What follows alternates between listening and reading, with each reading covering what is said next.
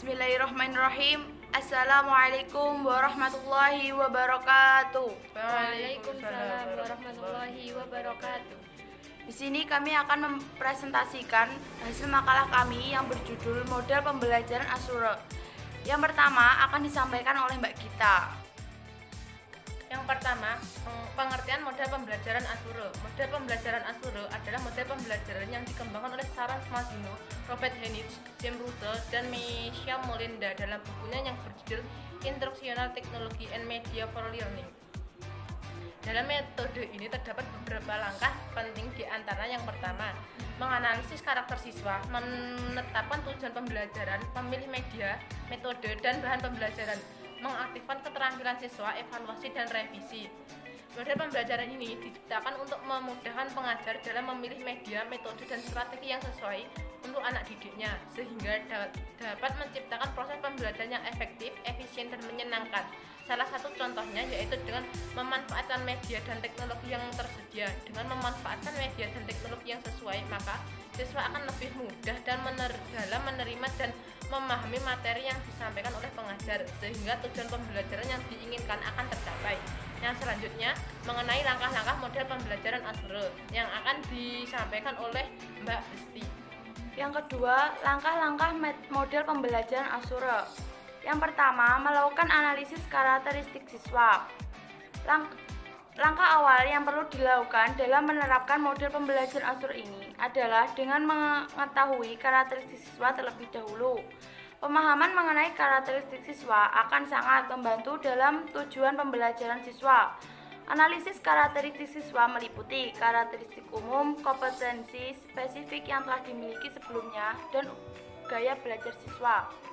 Yang kedua, menetapkan tujuan pembelajaran. Tujuan pembelajaran dapat diperoleh dari silabus atau kurikulum. Tujuan pembelajaran merupakan pernyataan yang mendeskripsikan tentang pengetahuan, keterampilan, serta sikap yang diperoleh siswa setelah menempuh proses pembelajaran, dan mendeskripsikan kondisi yang diperlukan siswa untuk mewujudkan hasil belajar dan tingkat penguasaan pada pengetahuan dan keterampilan yang dipelajari. Yang ketiga, memilih media, metode, dan bahan ajar. Pemilihan metode, media, dan bahan ajar yang tepat dapat mengoptimalkan hasil belajar siswa dan membantu siswa mencapai kompetensi dan tujuan pembelajaran. Dalam memilih metode, media, dan bahan ajar yang akan digunakan, ada beberapa pilihan yang dapat dilakukan, yaitu memilih media dan bahan ajar yang ada, mendefinisikan bahan ajar yang telah tersedia, dan memproduksi bahan ajar baru. Yang keempat, memanfaatkan bahan ajar. Setelah kita memilih metode, media, dan bahan ajar, langkah selanjutnya kita menggunakan ketiganya tersebut dalam suatu kegiatan pembelajaran. Sebelum menggunakan metode, media, dan bahan ajar, instruktur terlebih dahulu harus melakukan uji coba untuk memastikan apakah kegiatan komponen tersebut dapat berfungsi efektif untuk digunakan dalam situasi dan setting yang sebenarnya. Yang kelima, melibatkan siswa dalam kegiatan pembelajaran. Dalam proses pembelajaran memerlukan keterlibatan mental siswa secara aktif dengan suatu materi atau substansi yang sedang dipelajari.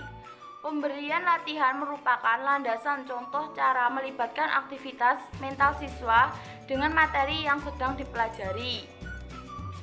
Yang keenam, melakukan evaluasi dan revisi. Setelah mendesain semua aktivitas dalam pembelajaran, maka langkah selanjutnya yang perlu dilakukan ialah mengevaluasi.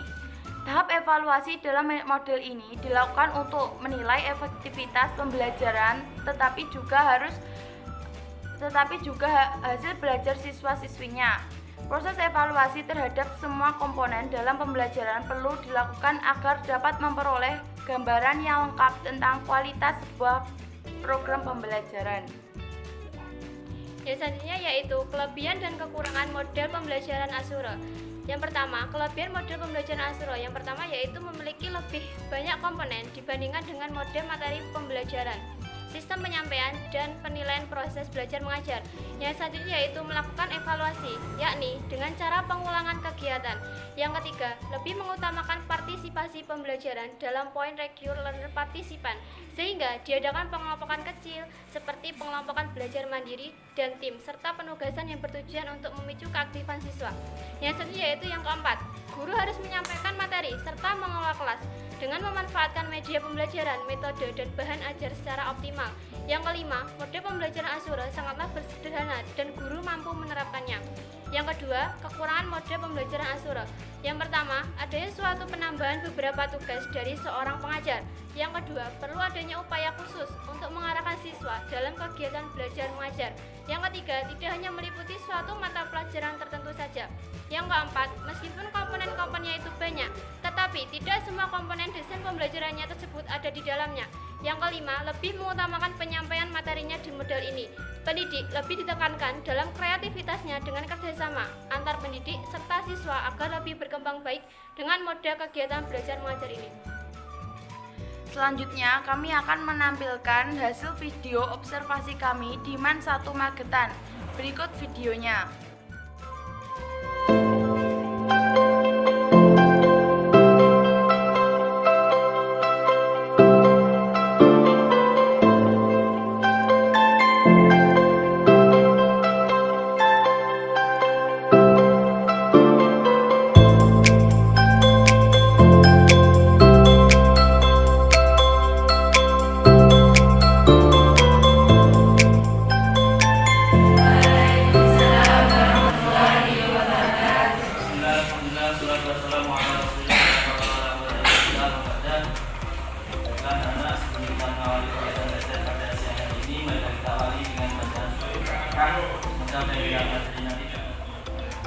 Selanjutnya sebelum kita mulai pelajaran, saya bilang dulu ya.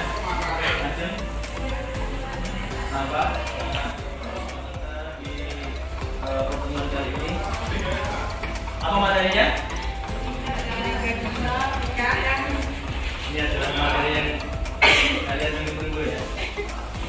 Kita awali dari definisi dulu. Nikah. Apa itu nikah?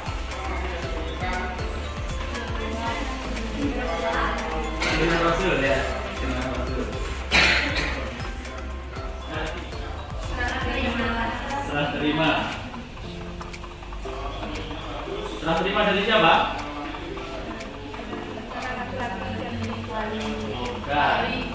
Wali ke calon mempelai laki-laki. Ya.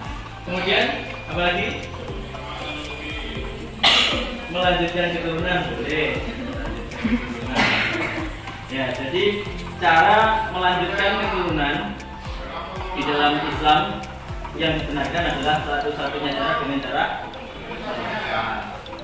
ada lagi gimana? Kabul masuk ke serah terima, oke. Iya betul, menghalalkan yang haram. Jadi ketika seorang laki-laki dan perempuan yang bukan mahram, agar dia bisa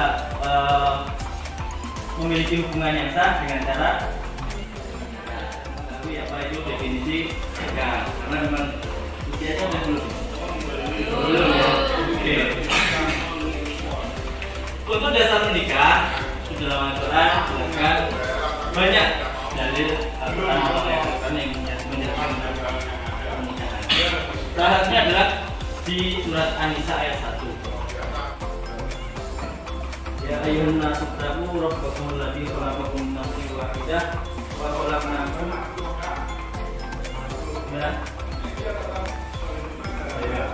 ya ayuhan nasu tabu rabbakum alladzi khalaqakum min nafsin wahidah wa khalaqa minha zawjaha wa batha minhuma rijalan katsiran wa nisaa'a wa taqullaha alladzi tasaaluna bihi wal arham inna kana 'alaikum raqiba.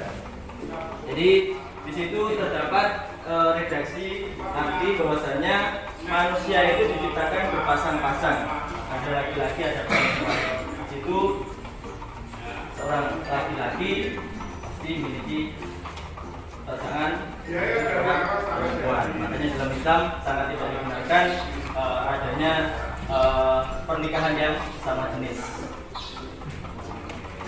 Kemudian juga dijelaskan dalam hadis Nabi yang berbunyi, bacanya, "An-nikahu sunnati man raghiba an sunnati falaysa minni." Artinya, nikah adalah sunnahku, maka barang siapa yang tidak mengikuti sunnahku tidak termasuk aku atau bukan bagian dari umatku. Itu adalah dasar hukum tentang nikah. Itu berbeda halnya dengan syariat dalam bermuamalah selain menikah, seperti halnya sholat. Kalau sholat biasanya sudah jelas apa? Wajib. Tapi berbeda halnya dengan hukum menikah. Menikah bisa berbeda hukumnya dilihat dari latar belakang seseorang untuk melaksanakan pernikahan tersebut. Yang pertama, nikah bisa berhukum wajib manakala seseorang tersebut sudah mampu dalam segi fisik maupun mental, atau mungkin juga dalam segi finansial, sehingga dia dikatakan mampu atau sebagai seorang yang mukallaf dalam bahasa fikih. Terus kemudian jika nanti dia tidak akan segera menikah, dikhawatirkan dia akan terjerumus pada perzinahan. Maka bagi seseorang yang dalam kondisi tersebut, nikahnya menjadi berhukum wajib. Yang pertama. Untuk yang kedua, hukumnya adalah mustahab. Mustahab atau dianjurkan. Untuk yang ketiga, hukumnya menjadi makruh. Dan yang keempat, hukum menikah juga bisa menjadi haram. Kemudian selanjutnya adalah tujuan nikah. Ini yang mungkin sering kalian lihat atau sering kalian dengar ketika seseorang itu mendatangi temannya atau saudaranya melakukan pernikahan. Selamat menemui hidup baru, semoga menjadi keluarga ya. Selanjutnya adalah rukun nikah. Rukun nikah ada 4. Apa saja? Ya, calon mempelai, baik laki-laki maupun perempuan, atau calon suami dan istri, itu yang pertama. Yang kedua, kemudian untuk syarat menikah diantaranya adalah seseorang tersebut sudah balik. Itu diantara syarat dan rukun pernikahan. Jadi kalian sudah memahami tentang definisi, kemudian dasar hukum, kemudian hukum nikah, tujuan menikah, syarat dan rukun menikah. Oleh karena itu, saat ini kalian akan saya beri tugas untuk melakukan observasi bagaimana tata cara pelaksanaan pernikahan, yaitu ijab dan qabul.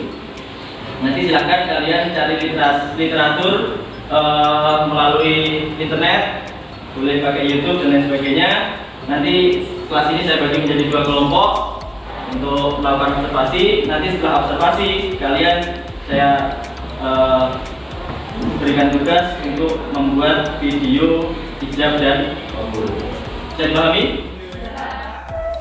Ini merupakan sebuah instrumen penting di mana ketika seseorang sedang melakukan pernikahan, ketika dicatatkan di dalam KUA atau lembaga resmi di Indonesia yang menangani masalah pernikahan, akan diterbitkan sebuah buku namanya buku nikah atau salinan akad nikah. Ini nanti silakan kalian bisa melakukan observasi menggunakan buku ini, apa saja yang ada di dalamnya, identitas dan mahar, wali, saksi dan lain sebagainya ada di dalam ini. Silakan kalian gunakan untuk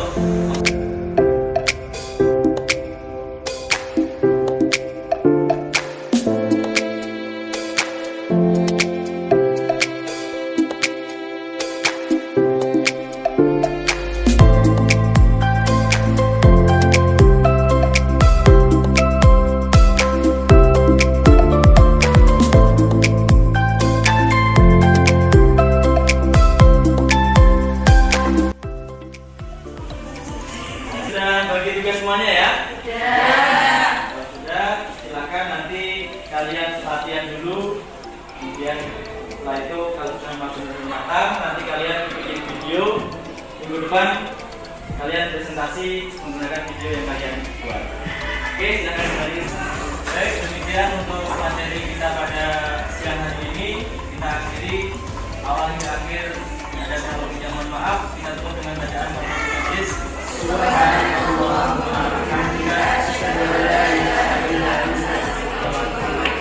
Tetap semangat belajar, banyak-banyak membaca, semoga Allah senantiasa menjadi apa yang kita lakukan. Assalamualaikum warahmatullahi wabarakatuh. Waalaikumsalam warahmatullahi wabarakatuh. Everything you want to gonna be the magic story you've been told and you'll be.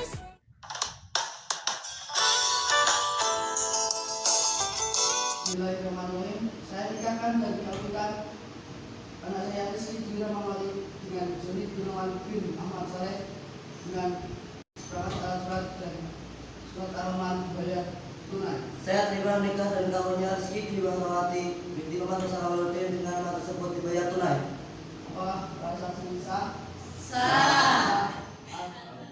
بارك الله لكما وبارك عليكما وجمع بينكما في Di sini kami akan menyampaikan mengenai analisis dari video yang kami putar sebelumnya.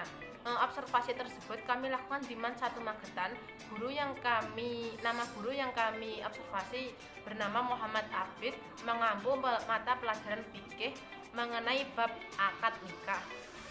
Selanjutnya, metode yang digunakan oleh Pak Muhammad Abid tersebut. Yang pertama, guru ini memberikan penjelasan dan pemahaman mengenai materi yang akan didiskusikan. Yang kedua, guru membentuk kelompok untuk mendiskusikan mengenai materi yang sudah disampaikan dan memberikan tugas berupa membuat video tentang akad nikah dan diupload ke YouTube. Yang terakhir, guru memberikan media pembelajaran yang berupa buku nikah dan diperbolehkan membuka HP untuk melihat contoh nyata mengenai materi yang telah diberikan tadi. Yang selanjutnya yaitu langkah-langkah yang dilakukan oleh Pak Muhammad Abid dalam mengajar, yaitu yang pertama, guru masuki kelas, kemudian mengabsen dan memberikan penjelasan mengenai materi yang dipelajari. Yang kedua, setelah selesai menjelaskan materinya, guru tersebut membagi siswa menjadi 2 kelompok.